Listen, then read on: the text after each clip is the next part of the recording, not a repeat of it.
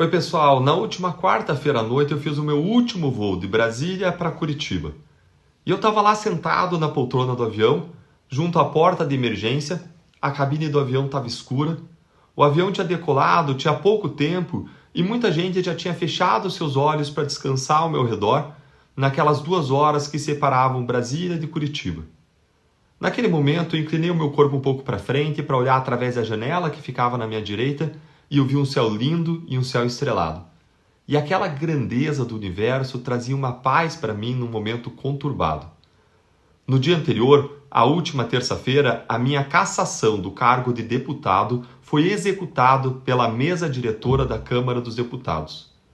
Muita gente tinha pedido que a mesa defendesse o povo, a democracia, defendesse as suas atribuições diante de uma decisão do TSE que legislou, criando uma hipótese de inelegibilidade inexistente para me cassar. Eu quero agradecer a todos vocês que se uniram a mim. Contudo, como acontece tantas vezes, a nossa voz, a voz da população, foi barrada nas portas dos palácios de Brasília. Naquela própria quarta-feira, poucas horas antes daquele voo, outra bomba foi lançada sobre mim e sobre a minha família. Por 6 votos a 5, o Superior Tribunal de Justiça suspendeu as decisões da primeira instância da Justiça Federal favoráveis a mim, que paralisavam o procedimento do Tribunal de Contas da União, que me cobra mais de 3 milhões de reais. Como assim, Deltan, cobra mais de 3 milhões de reais? Um procedimento do Tribunal de Contas totalmente esdrúxulo. A Justiça Federal disse que existem manifestas e evidentes ilegalidades, além de indícios de quebra de impessoalidade, ou seja, de perseguição política. Esse procedimento foi conduzido contra os pareceres da área técnica do TCU, contra o parecer do Ministério Público do TCU e contra o entendimento do Ministério Público Federal. 3 dos 4 ministros do TCU que me condenaram foram atingidos pela Lava Jato e seus desdobramentos.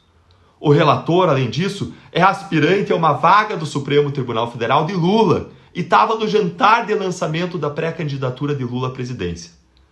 Todos, menos a área política do TCU, tinham entendido que os gastos da força-tarefa da Lava Jato foram legais e adequados. Esses gastos eles foram feitos com passagens e com diárias para trazer procuradores de todo o país para Curitiba para trabalhar e recuperar mais de 15 bilhões de reais, como foi feito.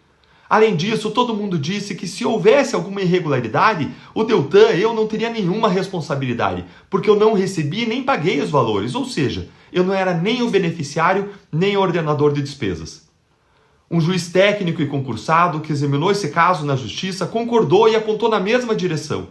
Contudo, o STJ suspendeu as decisões da primeira instância favoráveis a mim, inclusive a sentença que anulava o procedimento do TCU. Esse tipo de medida do STJ só é emitida em situações muito excepcionais, quando as decisões judiciais questionadas geram um risco grave, um risco sistêmico, o que está longe de ser o caso nessa situação. Dentre os 6 votos que me prejudicaram no STJ, estão 2 ministros citados em delações da Lava Jato e um terceiro cujo filho foi acusado na Lava Jato. Ninguém se declarou suspeito. Agora o procedimento do TCU vai poder avançar, inclusive sobre o patrimônio da minha família. Há muito tempo existe uma reação contra a Lava Jato, que é executada de várias formas, e no barco da reação tem muita gente poderosa. Tem gente que sinceramente acredita, ainda que equivocadamente, que a Lava Jato cometeu supostos excessos, e esses não me preocupam. Agora, os mais vingativos e poderosos são aqueles que atacam a Lava Jato pelos seus acertos, pelo que ela fez de bom. E agora tem um terceiro time. O time daqueles que querem agradar Lula, que quer vingança, para serem nomeados ou influírem em nomeações para altos cargos da República. Existem poderosos demais que nos veem como inimigos, em quantidade e em poder excessivos do lado de lá.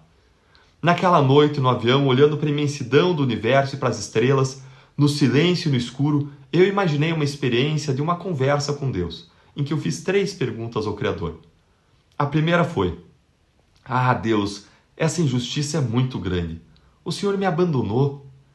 E eu imaginei Deus respondendo assim: Aonde quer que você vá, Deltan, as pessoas têm abordado você com uma mensagem de confiança, de força, de resiliência. Olhe para a quantidade de pessoas que estão sofrendo a sua dor, que estão sofrendo a sua injustiça, que refletem a injustiça que reina no seu país. Olhe para aqueles que te contaram, que choraram com o que aconteceu com você. Olhe para aqueles que dizem que oraram e que estão orando por você.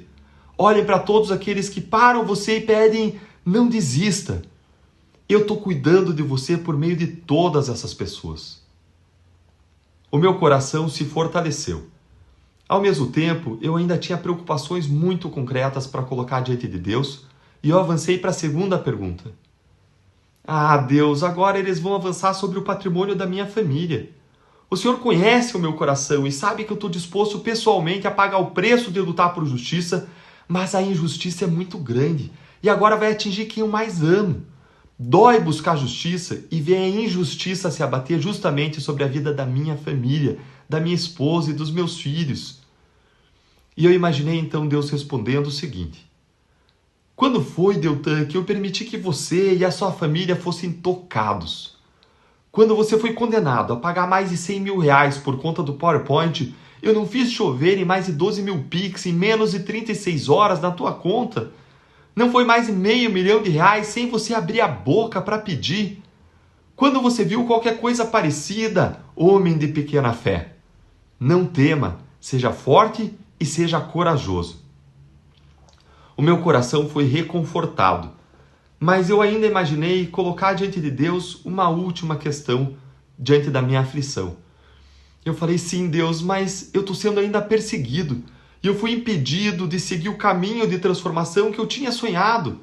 Esse era o caminho que eu entendia que eu devia seguir, agora o que eu faço? E eu imaginei Deus olhando para mim e respondendo: há muito tempo eu dei a Moisés uma direção para ele sair do Egito com os israelitas. Então, quando eles viram no seu encalço os exércitos egípcios perseguindo eles, que queriam matá-los e que queriam renovar a escravidão, e então, de repente, eles se depararam com o Mar Vermelho à frente, eles ficaram perturbados, desorientados. Então Moisés clamou a mim e eu respondi dizendo: por que você está clamando a mim? Diga aos israelitas que sigam avante. Deltan, siga avante no seu firme propósito. Eu não sou Moisés e eu estou longe de ser um dos meus heróis da fé, mas eles são exemplos, eles são modelos e referências para mim e para milhões de cristãos. Aquele momento de reflexão lá nos céus, olhando para a imensidão da criação, foi um momento precioso em atitude de oração que eu vou guardar comigo. E agora eu vejo mais um presente de Deus e de vocês acontecendo. E eu quero mostrar para vocês. Olhem isso aqui, ó. Olhem isso aqui. Olhem a quantidade de Pix que começaram a entrar na minha conta desde a última sexta-feira.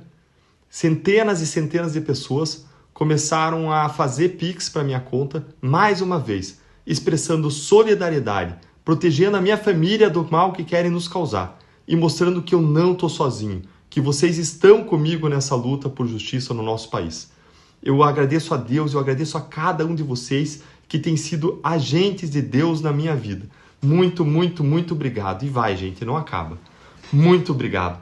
Existe toda uma população que quer seguir na direção de um país em que os governantes se curvam ao interesse do povo e não os seus próprios interesses, que querem os ladrões, os corruptos na cadeia e que estão indignados com a injustiça, com a inversão de valores, com a perseguição de quem só fez cumprir a lei.